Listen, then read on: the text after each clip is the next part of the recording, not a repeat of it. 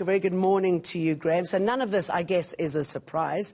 It's nice to know, though, that employees' rights are to be honoured. How should it begin? What should you do?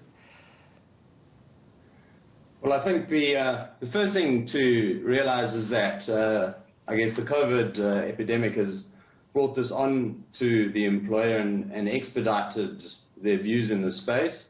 As everyone's working from home, they realise that they really have to change their policies around how they handle their employees and how they build their workspaces and their workplaces.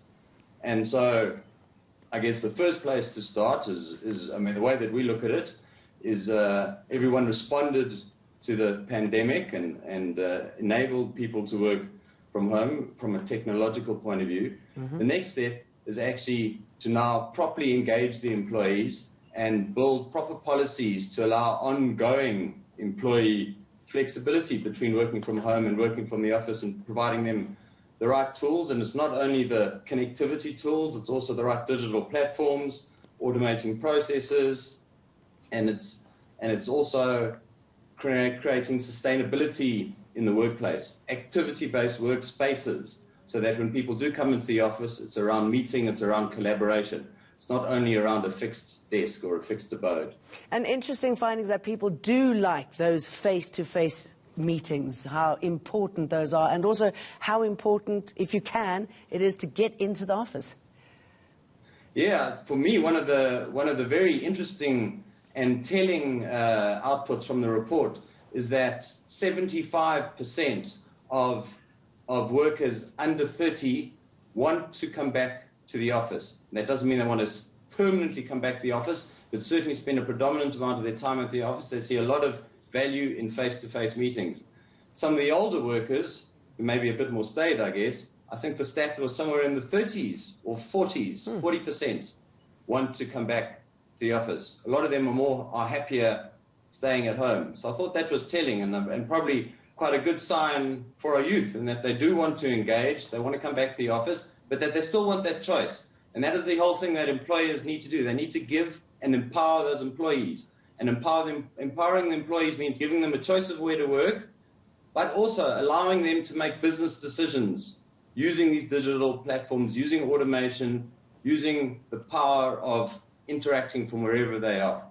Interesting. And I guess it's also important to speak to employees and say, what is it that you want? I mean, obviously, this is what you found, but to speak to them before you make changes in the office, get them involved. Absolutely. And it's not one size fits all. So There's this concept called activity-based working, which is different for every organization. So some organizations suit a far more staid, old factory-style environment, I guess one could call it. Other organizations, especially the newer ones, certainly don't suit that type of work. And there the office really is a collaboration hub of creative spaces, meeting spaces, very few fixed desks. All right. And should the spaces be bigger or smaller? Bigger offices? No, actually, well, predominantly probably smaller.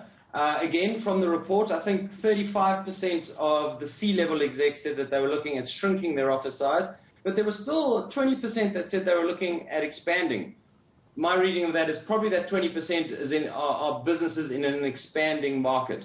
So I think that size per employee or square foot per employee will shrink, I'm pretty sure. All right, what do you do with all of this information now? So what we do is we engage our client base.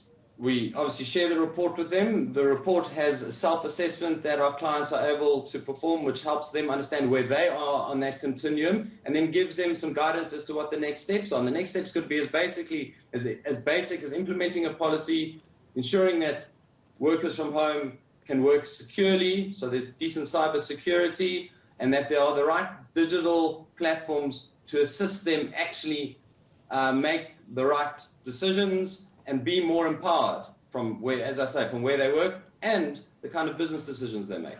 Good findings. Thanks for sharing them with us, Graham Parker.